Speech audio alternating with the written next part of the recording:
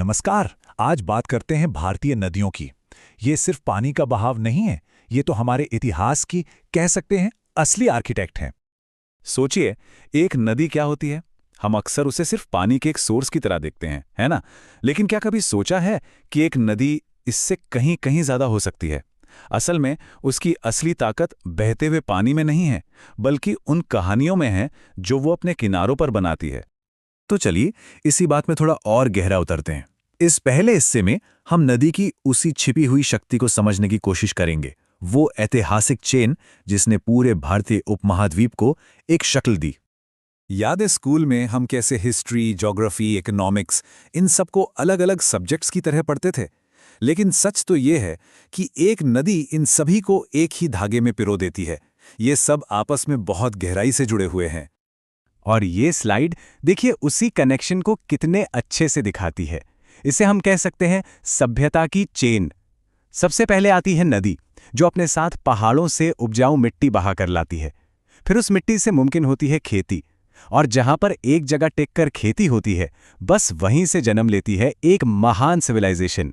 एक, फिर दूसरा, फिर तीसरा, सब कुछ जुड़ता चला जाता है।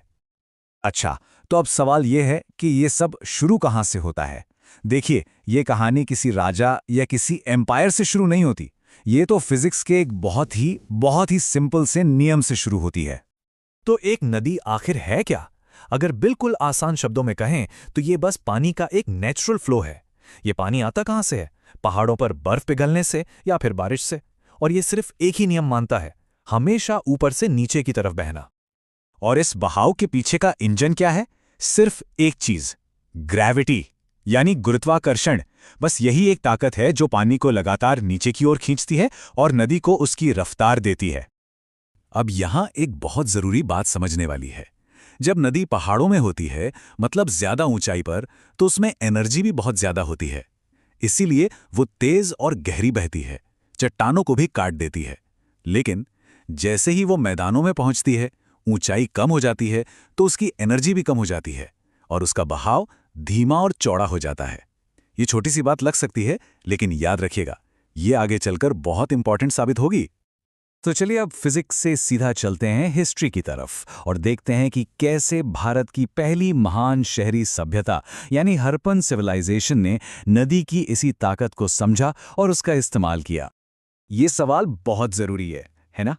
कि आखिर दुनिया की पहली महान सिविलाइजेशंस में से एक ने बसने के लिए इंडस और घग्गर हकरा जैसी नदियों के किनारों को ही क्यों चुना? कोई तो वजह रही होगी। इसका जवाब इन 4 पिलर्स में छिपा है। देखिए, पहला, पीने और खेती के लिए साल भर ताजे पानी की गारंटी। दूसरा, नदी अपने साथ जो उपजाऊ जलोढ़ मिट्टी लाती थी, वो फसलों के लिए किसी वरदान से कम नहीं थी। तीसरा, शहर बनाने के लिए एकदम फ्लैट जमीन। और चौथा, व्यापार के लिए आसान और सस्ते नदी के रास्ते। मतलब सब कुछ एक ही जगह पर मौजूद था। इसीलिए ये कहावत एकदम परफेक्ट बैठती है कि नदी घाटी सभ्यता का पालना है। यहीं पर सिविलाइजेशंस ने जन्म लिया और यहीं वो पली बढ़ी। लेकिन यहाँ एक आम गलतफहमी होती है जो अक्सर लोग कर जाते हैं। क्या सिंधु घाटी सभ्यता का मतलब ये है कि वो सिर्फ सिंधु नदी यानी इंडस रिवर तक ही थी? इसका जवाब है बिल्कुल नहीं। ये सोचना एक बहुत बड़ी गलती होगी। इंडस वैली सिविलाइजेशन असल में एक मल्टी रिवर सिविलाइजेशन थी। ये सिंधु के साथ साथ घग्गर हकरा जैसी कई और नदियों के एक बहुत बड़े नेटवर्क पर फैली हुई थी। चलिए अब कहानी में और आगे बढ़ते हैं। देखते हैं कि कैसे वक्त के साथ इंसानों और नदियों का रिश्ता भी बदला। अगली कड़ी है वैदिक सिविलाइजेशन और उनका एक बहुत बड़ा माइग्रेशन। देखिए, अर्ली वैदिक पीरियड में लोग इंडस और सरस्वती नदी के इलाके में बसे हुए थे। लेकिन लेटर वैदिक पीरियड आते आते एक बड़ा शिफ्ट आया। पूरा का पूरा समाज पूरब की तरफ यानी गंगा यमुना के बहुत ज्यादा फर्टाइल मैदानों की तरफ शिफ्ट हो गया। तो सवाल है कि ये शिफ्ट हुआ क्यों? इसका सीधा कारण था समाज का बदलना। जैसे जैसे समाज और कॉम्प्लेक्स हुआ, छोटे छोटे राज्य बनने लगे, उनकी ज़रूरतें भी बढ़ने लगी और उन बढ़ती ज़रूरतों को पूरा करने के लिए उन्हें और भी ज़्यादा उपजाऊ ज़मीन की तलाश थी और वो ज़मीन उन्हें मिली गंगा के मैदानों में। तो अब हम अपने सफ़र के आखिर में आ गए हैं। अब वक्त है इन सभी कड़ियों को जोड़ने का और पूरी तस्वीर को एक साथ देखने का। ये एक ऐसी अटूट ऐतिहासिक चेन है जहां अतीत आज भी हमारे वर्तमान में बह रहा है। तो सबसे बड़ी बात जो हमने समझी वो ये है कि ग्रेविटी की वजह से बहते हुए पानी की एक मामूली सी प्रक्रिया, उसी से हमारी पूरी सभ्यता की कहानी निकल कर आती है। नदी से मिट्टी, मिट्टी से खेती और खेती से सभ्यता। नमस्कार। कभी सोचा है कि भारत की नदियां सिर्फ पानी का बहाव नहीं बल्कि उससे कहीं ज्यादा हैं? आज हम इसी सफर को देखने वाले हैं कि कैसे यही नदियां हमारी अर्थव्यवस्था का असली इंजन बनती हैं और कैसे एक नदी से रुपए तक का सीधा कनेक्शन बनता है। अच्छा, एक बहती हुई नदी और एक धुआं उगलती हुई फैक्ट्री, इन दोनों में क्या कनेक्शन हो सकता है? सुनने में थोड़ा अजीब लगता है ना, पर इसका जवाब हमारी इकोनॉमी की एकदम बुनियाद में छिपा है। तो चलिए इस पहेली को सुलझाते हैं। देखिए, सब कुछ एक बहुत ही सिंपल सी चेन से शुरू होता है। नदी, नदी से बनती है मिट्टी और उस मिट्टी से उगती है फसल। बस यही 3 शब्द, यही हैं भारत की तरक्की का असली राज। तो सवाल ये है कि ये जादू होता कैसे है? कल्पना कीजिए, नदी में बाढ़ आती है, पानी दूर दूर तक फैल जाता है, लेकिन ये पानी अकेला नहीं आता, अपने साथ लाता है एक कीमती खजाना। और जब बाढ़ का पानी उतरता है ना, तो वो पीछे छोड़ जाता है एक परत, जिसे हम कहते हैं गाद या सिल्ट। और बस यही वो चीज़ है जो सूखी जमीन को सोना बना देती है। तो ये गाद, ये सिल्ट आखिर है क्या चीज़? इसे ऐसे समझिए कि ये कुदरत का अपना सुपर फूड है। मतलब एकदम बारीक मिट्टी जिसमें पोषक तत्व कूट कूट कर भरे होते हैं। ये नदियों का दिया हुआ एक तोहफा है, बिल्कुल मुफ्त। अब इसमें इतनी पावर आती कहाँ से है? वजह है इसके अंदर मौजूद नाइट्रोजन, फास्फोरस और पोटेशियम। जी हाँ, ये वही न्यूट्रिएंट्स हैं जिनके लिए किसान बाजार से महंगी महंगी खाद की बोरियां खरीदते हैं। तो मतलब ये तो हो गया नेचर का अपना फर्टिलाइजर, और यही नेचुरल फर्टिलाइजर है जो भारत के बड़े बड़े उपजाऊ मैदानों को बनाता है, हमारे एग्रीकल्चरल हार्टलैंड्स जो पूरे देश का पेट पालते हैं। और ये सब कुछ नदियों की ही देन है। तो ये कमाल के हरे भरे मैदान हैं कहाँ? देखिए, उत्तर में गंगा और सिंधु का बेसिन, और अगर हम दक्षिण की तरफ जाएं तो गोदावरी, कृष्णा और महानदी के डेल्टा। ये सारे इलाके, जिन्हें हम भारत के ग्रीन बेल्ट्स भी कह सकते हैं, एक एक शक्तिशाली नदी सिस्टम की वजह से ही बने हैं। अब इसे थोड़ा और साफ साफ समझते हैं। देखिए, चावल कहाँ होता है? गंगा, गोदावरी, कृष्णा के मैदानों में। गेहूं सिंधु और गंगा में। गन्ना और जूट भी अपनी अपनी नदियों के पास ही उगते हैं। मतलब हर बड़ी फसल का अपनी एक खास नदी से गहरा नाता है। ये एक परफेक्ट पार्टनरशिप है। लेकिन कहानी सिर्फ खेती किसानी पर खत्म नहीं होती। नदी का काम तो अभी शुरू हुआ है। जी हाँ, खेतों को हरा भरा करने के बाद अब हम इस चेन के अगले और शायद सबसे जरूरी हिस्से की तरफ बढ़ रहे हैं। तो फिर से वही सवाल, आज की मॉडर्न इंडस्ट्रीज, ये बड़ी बड़ी फैक्ट्रियां हजारों साल पुरानी नदियों के किनारे ही क्यों बसती हैं? इसके पीछे हैं 4 बहुत बड़ी वजहें, 4 ऐसी जरूरतें जो सिर्फ एक नदी ही पूरी कर सकती है। सोचिए, किसी भी इंडस्ट्री को क्या चाहिए? सबसे पहले पानी, मशीनों को ठंडा रखने के लिए, सामान बनाने के लिए। दूसरा पावर, यानी बिजली, जो हाइड्रो इलेक्ट्रिक या थर्मल प्लांट से मिलती है, और ये प्लांट भी नदियों पर ही निर्भर हैं। तीसरा ट्रांसपोर्ट, कच्चा माल लाने और तैयार माल ले जाने के लिए। और चौथा, जो कि एक कड़वा सच है, हिस्टोरिकली कचरे को बहाने के लिए भी नदियों का इस्तेमाल होता आया है। और ये पार्टनरशिप देखिए कितनी मजबूत है। जूट की सारी मिलें हैं हुगली नदी के किनारे, कॉटन टेक्सटाइल नर्मदा और तापी के पास, आयरन और स्टील इंडस्ट्री के लिए दामोदर नदी। ये नदियां इन इंडस्ट्रीज की लाइफलाइन है सच में। इनके बिना शायद ये उद्योग चल ही नहीं पाते। और अगर इन सब में से किसी एक नदी को मोस्ट वैल्यूएबल प्लेयर यानी MVP का अवार्ड देना हो तो वो पक्का हुगली को मिलेगा। ये अकेली नदी भारत की सबसे जरूरी इंडस्ट्रियल नदी मानी जाती है। सोचिए कितना बोझ है इसके ऊपर। पर सिक्के का हमेशा एक दूसरा पहलू भी होता है। एक तरफ है तरक्की, ग्रोथ, नौकरियां, तो दूसरी तरफ है उसी नदी में जाता हुआ केमिकल वेस्ट, जहरीला पानी और प्रदूषण। ये एक सीधी टक्कर है प्रोग्रेस और पर्यावरण के बीच। हाँ, लेकिन कोशिशें भी हो रही हैं इस बैलेंस को वापस लाने की। गंगा एक्शन प्लान हो या फिर नमामि गंगे प्रोग्राम, ये सब इसी दिशा में उठाए गए कदम हैं। कोशिश यही है कि हमारी नदियों को उनकी खोई हुई सेहत और सम्मान वापस दिलाया जा सके। पानी एक ऐसी चीज जो हमें बनाती भी है और मिटा भी सकती है। सोचिए, एक तरफ बाढ़ का कहर और दूसरी तरफ हमारे घर के नल से आता जीवन देने वाला पानी। ये सफर है कैसा? चलिए आज पानी के साथ हमारे इसी उलझे हुए रिश्ते को थोड़ा सुलझाते हैं। तो सवाल यही उठता है कि पानी को हम क्या समझें, दोस्त या फिर दुश्मन? देखिए, एक तरफ तो ये जिंदगी देता है, हमारी फसलों को सींचता है, लेकिन इसी पानी में इतनी ताकत भी है कि ये सब कुछ तबाह कर सकता है। मतलब पानी के ना दो चेहरे हैं। एक चेहरा है जीवन का, जिसके बिना तो कुछ भी मुमकिन नहीं, और दूसरा चेहरा है विनाश का, जो हमें बाढ़ जैसी तबाही में साफ साफ नजर आता है। तो चलिए इसी पहेली को समझने की शुरुआत करते हैं, और शुरुआत करते हैं बाढ़ से। बाढ़ यानी कुदरत की वो असली बेकाबू ताकत। अच्छा, तो ये बाढ़ होती क्या है असल में? अगर बिल्कुल सीधे साधे शब्दों में समझें तो बस ये है, जब किसी नदी में उसकी क्षमता से ज्यादा पानी आ जाए और वो अपने किनारों को तोड़कर बाहर फैलने लगे, बस उसी को बाढ़ कहते हैं। लेकिन सवाल ये है कि बाढ़ आती ही क्यों है? देखिए, इसके पीछे कई वजहें हो सकती हैं। कभी कभी बहुत ज्यादा बारिश हो जाती है, या फिर पहाड़ों पर जमी बर्फ तेजी से पिघलने लगती है। जंगलों का कटना भी एक बड़ा कारण है, क्योंकि फिर जमीन पानी सोख नहीं पाती। और हाँ, कभी कभी तो बांधों का मैनेजमेंट ठीक ना हो तो भी बाढ़ आ सकती है। अब यहाँ एक हैरानी की बात है, हम सोचते हैं कि बाढ़ का मतलब सिर्फ तबाही है ना? लेकिन इसके कुछ फायदे भी होते हैं। हाँ, ये सच है कि इससे जान माल का भारी नुकसान होता है, फसलें बर्बाद हो जाती हैं, लेकिन अपने साथ ये नई उपजाऊ मिट्टी भी तो लाती है। और तो और जमीन के नीचे का पानी यानी ग्राउंड वाटर, उसे भी रिचार्ज कर देती है। तो कुदरत के इस कहर से अब आते हैं इंसानी काबू की तरफ। मतलब जब पानी इतना जरूरी है तो इंसानों ने उसे कंट्रोल करने का कोई तो तरीका निकाला होगा, राइट? और वो तरीका है सिंचाई। सिंचाई यानी इरिगेशन। इसका सीधा साधा मतलब है खेतों तक कंट्रोल तरीके से पानी पहुंचाना, अपनी मर्जी से। और इसी टेक्नोलॉजी की वजह से खेती सिर्फ बारिश के भरोसे नहीं रह गई, वो ज्यादा भरोसेमंद बन गई। अब देखिए, सिंचाई करने के भी कई तरीके हैं। नहरों से होती है, कुएं या ट्यूबवेल से होती है, तालाबों से भी, और आजकल तो ड्रिप और स्प्रिंकलर सिस्टम भी आ गए हैं। लेकिन जब बात हो ना बहुत बड़े बड़े इलाकों में खेती करने की, तब एक तरीका है जो इन सबसे ऊपर है, और वो तरीका है नदियों से सिंचाई।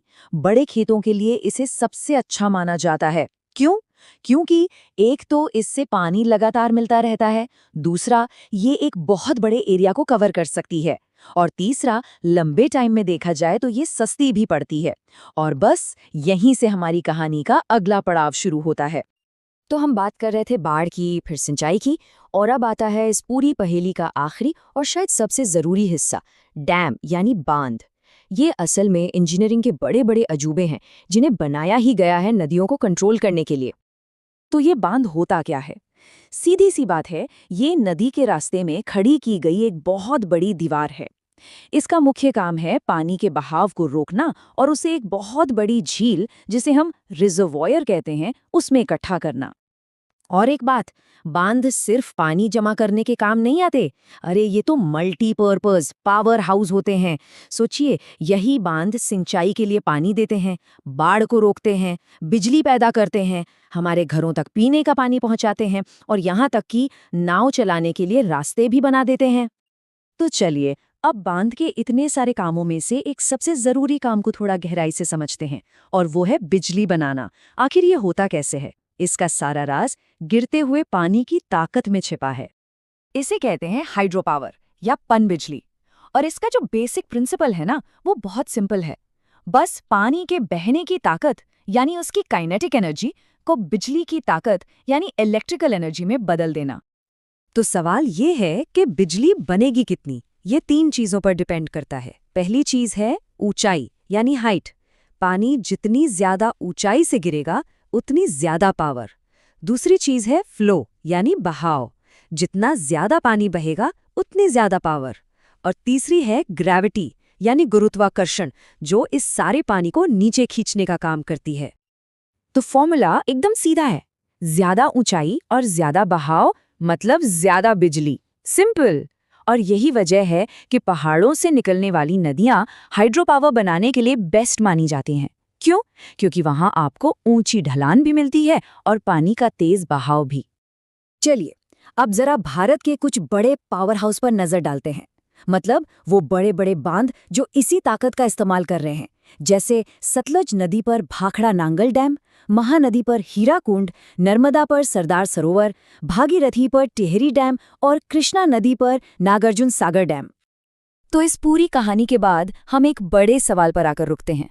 क्या ये बांध तरक्की की निशानी है जो हमें बिजली, पानी सब कुछ दे रहे हैं, या फिर ये कुदरत पर एक बोझ है जो नदियों के कुदरती बहाव को रोक रहे हैं? ये एक ऐसा सवाल है जो हमें सोचने पर मजबूर करता है कि विकास और पर्यावरण के बीच का सही बैलेंस आखिर है कहाँ। नमस्कार। कभी सोचा है कि हमारी दुनिया आज जैसी है वैसी क्यों है? कमाल की बात यह है कि इसका जवाब जमीन में नहीं बल्कि बहते पानी में छिपा है। आज हम मिलकर इंसान और नदियों के उस गहरे रिश्ते की कहानी में उतरेंगे, वो कहानी जिसने हमारी पूरी सभ्यता को एक आकार दिया है। तो चलिए एक सवाल से शुरू करते हैं। सोचिए, हजारों साल पुराने प्राचीन मिस्र और आज के चमक चमाते मॉडर्न शंघाई में क्या कॉमन हो सकता है? मतलब एक तरफ है एक प्राचीन सभ्यता और दूसरी तरफ आज का एक सुपर मॉडर्न शहर। सुनने में बिल्कुल अलग लगते हैं, है ना? पर इन दोनों को एक ही चीज जोड़ती है और वो है इनकी लाइफलाइन, एक नदी। तो अगर हमें आज को समझना है तो हमें कहानी की बिल्कुल शुरुआत में जाना होगा। चलिए चलते हैं उस जमाने में जब इंसानों ने पहली बार एक साथ रहना और बड़ी बड़ी बस्तियां बसाना शुरू ही किया था। यहां पर एक बहुत ही दिलचस्प सवाल उठता है। आखिर नदियों के पास ऐसा क्या था कि दुनिया की लगभग सारी बड़ी बड़ी महान सभ्यताएं उन्हीं के किनारे आकर बस गईं? ये एक तरह से हिस्ट्री की एक पहेली है ना? और आज हम इसी पहेली को सुलझाने की कोशिश करेंगे। और इसका जवाब एक बहुत ही सिंपल लेकिन पावरफुल रेसिपी में छिपा है। सोचिए, एक महान सभ्यता को बसाने के लिए बस 4 चीजें चाहिए थीं। और मजे की बात यह है कि इस चारों की चारों चीजें नदियां ही देती थीं। चलिए एक एक करके इन इंग्रेडिएंट्स को देखते हैं। सबसे पहली और सबसे जरूरी चीज जाहिर है पानी। और सिर्फ पीने के लिए ही नहीं बल्कि सफाई के लिए, रोजमर्रा की जिंदगी चलाने के लिए। सीधी सी बात है, पानी ही तो जीवन था। उसके बिना तो किसी समाज की कल्पना भी नहीं की जा सकती थी। दूसरी चीज थी उपजाऊ मिट्टी। देखिए, नदियां जब बहती हैं तो अपने साथ ढेर सारे पोषक तत्वों से भरी मिट्टी लेकर आती हैं, जिसे जलोढ़ मिट्टी कहते हैं। और ये मिट्टी खेती के लिए किसी वरदान जैसी थी। इसी की वजह से एक ही जगह पर रहकर बहुत बड़ी आबादी का पेट पालना मुमकिन हो पाया। अब जरा सोचिए, उस जमाने में आज जैसी सड़कें तो थी नहीं, तो फिर लोग और सामान एक जगह से दूसरी जगह कैसे जाते थे? इसका जवाब भी नदियां ही थीं। नदियां ही उस दौर के पहले हाईवे थीं। इन्हीं के जरिए व्यापार होता था, आइडियाज शेयर होते थे और अलग अलग बस्तियां एक दूसरे से जुड़ती थीं। और हमारी रेसिपी का चौथा और आखिरी इंग्रेडिएंट भोजन। नदियों ने सिर्फ खेती के लिए पानी ही नहीं दिया, बल्कि उनमें मछलियां भी थी। मतलब भोजन का एक और भरोसेमंद जरिया। तो पानी, उपजाऊ मिट्टी, ट्रांसपोर्ट और खाना, इन चारों चीजों ने मिलकर नदियों को वो जगह बना दिया जहां सभ्यताएं फल फूल सकती थीं। सभ्यता का पालना। चलिए अब कहानी में थोड़ा आगे चलते हैं, क्योंकि जैसे जैसे वक्त बदला इंसानों की जरूरतें भी बदल गईं। और जब जरूरतें बदलीं तो नदियों के साथ हमारा रिश्ता भी बदल गया। अब फोकस सिर्फ खेती पर नहीं था, अब दौर आ रहा था इंडस्ट्री का, उद्योग का। और ये बदलाव कोई छोटा मोटा नहीं था, बहुत बड़ा था। देखिए, पहले हमारी जरूरत क्या थी? बस खेती हो जाए, पेट भर जाए। लेकिन इंडस्ट्रियल रेवोल्यूशन के साथ जरूरतें पूरी तरह बदल गईं। अब हमें चाहिए थी पावर, जिससे मशीनें चल सके, और कच्चा माल, जिससे कारखानों में प्रोडक्शन हो सके। और कमाल की बात देखिए, यहां भी नदियां हमारे काम आई। उन्होंने हमें एक नया फॉर्मूला दिया, इंडस्ट्री का फॉर्मूला। इंडस्ट्री को क्या चाहिए था? पहला, प्रोसेस के लिए पानी। दूसरा, मशीनों को चलाने के लिए पावर। और तीसरा, कच्चे माल को फैक्ट्री तक लाने का जरिया। और नदियों ने ये तीनों चीजें हमें दी। लेकिन नदियों के साथ हमारा रिश्ता हमेशा इतना आसान और सीधा साधा नहीं रहा। इसकी एक दूसरी, ज्यादा कॉम्प्लेक्स साइड भी है। नदी की जो ताकत जिंदगी देती है, वही ताकत विनाश भी कर सकती है। और इसका सबसे बड़ा, सबसे खतरनाक उदाहरण है बाढ़। बाढ़ के ना हमेशा 2 चेहरे होते हैं। एक तरफ एक अभिशाप है, सब कुछ तबाह कर देती है, जाने जाती हैं, घरों का नुकसान होता है। लेकिन इसका एक दूसरा पहलू भी है, एक वरदान वाला। यही बाढ़ जब उतरती है तो अपने पीछे मिट्टी में नए पोषक तत्व छोड़ जाती है, जमीन को फिर से उपजाऊ बना देती है। और एक बात और समझना जरूरी है, बाढ़ तो एक नेचुरल साइकिल है, वो तो आती हैं, लेकिन अक्सर हमारी अपनी हरकतें, जैसे कि अंधाधुंध शहर बसाना, जंगलों को काटना, इसके असर को कई गुना ज्यादा खतरनाक और विनाशकारी बना देती हैं। तो फिर सवाल ये उठता है कि नदी की जबरदस्त ताकत को कंट्रोल कैसे किया जाए, इसे काबू में कैसे लाया जाए। और यहीं से कहानी शुरू होती है मॉडर्न इंजीनियरिंग के एक बहुत बड़े अजूबे की, जिसे हम कहते हैं डैम यानी बांध। एक डैम क्या होता है? बहुत ही सिंपल शब्दों में कहें तो ये नदी के रास्ते में बनाई गई एक बहुत बड़ी दीवार है। इसका काम क्या है? नदी के बहाव को रोकना या उसे कंट्रोल करना, ताकि हम उसकी एनर्जी का, उसकी ताकत का अपने हिसाब से सही इस्तेमाल कर सकें। तो मोटे तौर पर एक डैम बनाने के दो मेन मकसद होते हैं। पहला, नदी की विनाशकारी ताकत जैसे कि बाढ़, उसे कंट्रोल करना, और दूसरा, उसकी ताकत का इस्तेमाल करना, जैसे बिजली बनाने के लिए। तो बस ये दो शब्द याद रखिए, कंट्रोल और इस्तेमाल। यही है डैम का पूरा खेल। तो चलिए फटाफट से रीकैप करते हैं कि हमने अब तक क्या क्या समझा। हमने देखा कि कैसे नदियों की घाटियों में ही सभ्यताओं ने जन्म लिया, फिर कैसे उनकी लाई हुई उपजाऊ मिट्टी ने खेती को मुमकिन बनाया। उसके बाद इंडस्ट्री के लिए भी इन्हीं नदियों ने पानी और पावर दी। हमने ये भी जाना कि बाढ़ कैसे एक दोधारी तलवार है, और आखिर में हमने सीखा कि कैसे डैम्स बनाकर हम इस ताकत को कंट्रोल और इस्तेमाल कर सकते हैं। तो हजारों सालों से नदियों ने हमें बनाया है, हमें एक आकार दिया है। पर आज जब टेक्नोलॉजी हमारे हाथ में है, तो सोचने वाली बात यह है कि आने वाले समय में हम नदियों को क्या आकार देंगे? हमारा और उनका रिश्ता अब आगे कौन सा नया मोड़ लेगा? ये एक ऐसा सवाल है जो हमें भविष्य के बारे में सोचने पर मजबूर करता है।